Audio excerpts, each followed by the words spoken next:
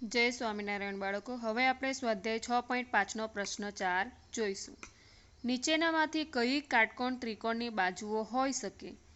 તો અહીં આપણને પહેલો દાખલો આપેલ છે, જેમાં 2.5 સેમી, 6.5 સેમી અને 6 સેમી આપેલ છે. હવે જ્યારે કાટકોણ ત્રિકોણમાં આપણે ચકાસવાના હોઈએ કે આ બાજુઓ કાટકોણ ત્રિકોણની છે કે નહીં, તો તે ચકાસવા માટે આપણે શું કરવાનું કે કોઈ પણ એવી બે બાજુઓનો સરવાળો લેવાનો જે ત્રીજી બાજુ સૌથી વધુ હોય તે સિવાયની બાકીની બે બાજુઓનો આપણે સરવાળો લેવાનો. ત્યારબાદ તેનો વર્ગ કરવાનો અને તેનો વર્ગ કર્યા બાદ તે વર્ગનો સરવાળો કરીને તે સરવાળો જે આવે તેનો આપણે શું કાઢવાનું છે? વર્ગમૂળ. અને વર્ગમૂળ કાઢતા આપણે જે ત્રીજી બાજુ જે મોટી બાજુ હોય તે જ જવાબ આવે તો એ કાટકોણ ત્રિકોણ કહેવાશે. બરાબર? તો જેમ કે અહીં આપણે જોઈએ કે પહેલો દાખલો આપણને આપેલ છે, એમાં સૌથી મોટી બાજુ કઈ છે? 6.5 છે. બરાબર? એટલે અહીં આપણે લખી દઈશું કે સૌથી મોટી બાજુ 6.5 સેમી છે. હવે તે સિવાયની બે બાજુઓનો આપણે શું કરવાનો? સરવાળો. બરાબર?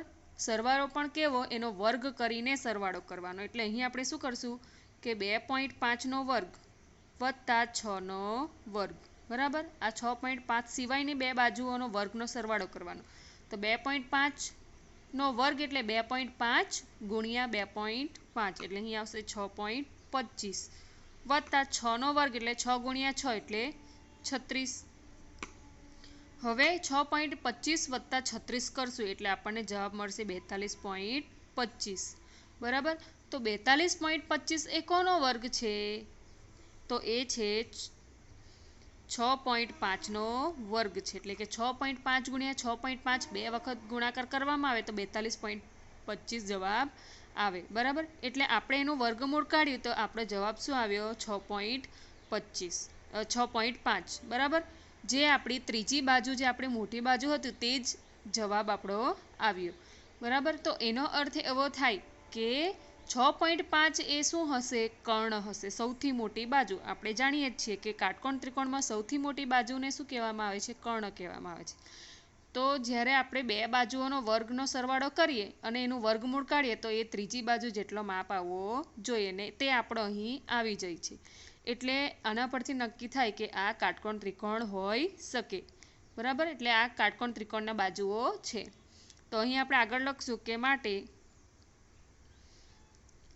આપેલી બાજુઓ એ કોઈ કાટકોણ ત્રિકોણની બાજુઓ હોઈ શકે. સૌથી મોટી બાજુ 6.5 સેમી એ શું કહેવાશે? કર્ણ. એ કર્ણ છે. 2.5 સેમી અને 6 સેમી બાજુઓની.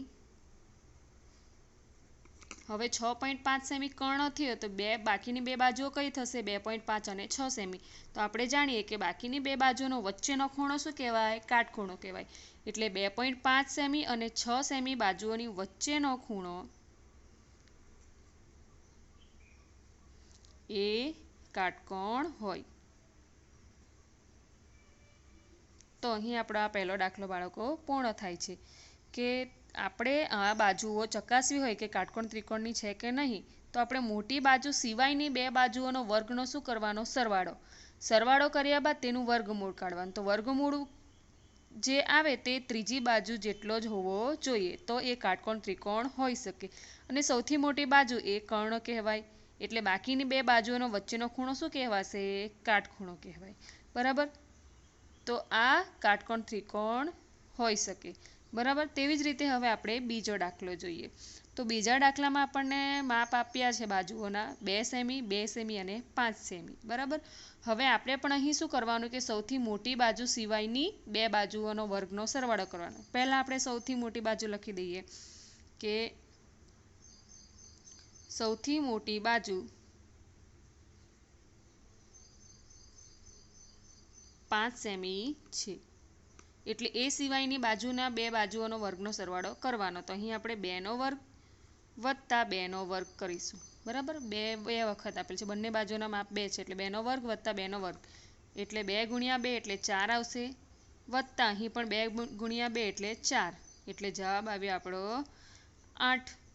તો અહીં આપણે જોઈએ કે 8 એ કોઈ પણ સંખ્યાનું વર્ગમૂળ નથી, 8નું વર્ગમૂળ નીકળે નહીં, એટલે આપણે અહીં લખશું કે 8 = 5નો વર્ગ, એટલે કે અહીં 5નો વર્ગ કેટલો થાય 25. બરાબર ને, તો અહીં આપણો જવાબ આવવા જોઈતો હતો 25, પણ એ જવાબ 25 આવતો નથી. બરાબર, અને 8નું વર્ગમૂળ નીકળતું નથી, એટલે આપેલી બાજુ એ શું હોઈ શકે, કાટકોણ ત્રિકોણની બાજુઓ ન હોઈ શકે. અહીં આપણું વર્ગમૂળ નીકળવા જોઈતું હતું પણ તે નીકળતું નથી. બરાબર, તો અહીં આપણે લખશું કે આપેલી બાજુઓ એ કોઈ કાટકોણ ત્રિકોણની બાજુઓ ન હોઈ શકે. બરાબર, તો હવે આપણે પહેલો અને બીજો દાખલો ગણી લીધો. બરાબર ને, એકમાં આવ્યું તે કાટકોણ ત્રિકોણ હોઈ શકે, બીજામાં આવ્યું તે કાટકોણ ત્રિકોણ ન હોઈ શકે, અને ત્રીજો દાખલો પણ એ જ રીતે તમારે ગણવાનો છે. આ ત્રીજો દાખલો તમારે જાતે ગણવાનો છે. અહીં તમે જોઈ શકો કે સૌથી મોટી બાજુ કઈ છે 2.5 સેમી, તો એ સિવાયની બે બાજુઓનો તમારે સરવાળો કરવાનો, બે બાજુનો વર્ગ કરીને તેનો સરવાળો કરવાનો. સરવાળો કર્યા બાદ તમારે જોવાનું કે વર્ગમૂળ મોટી બાજુ જેટલો નીકળે છે કે નહીં. જો મોટી બાજુ જેટલો નીકળે તો તે પણ કાટકોણ ત્રિકોણ હોઈ શકે. તો તમારે આ પહેલો દાખલો જે આપણે ગણ્યો તેના આધારે આ દાખલો ગણવાનો છે.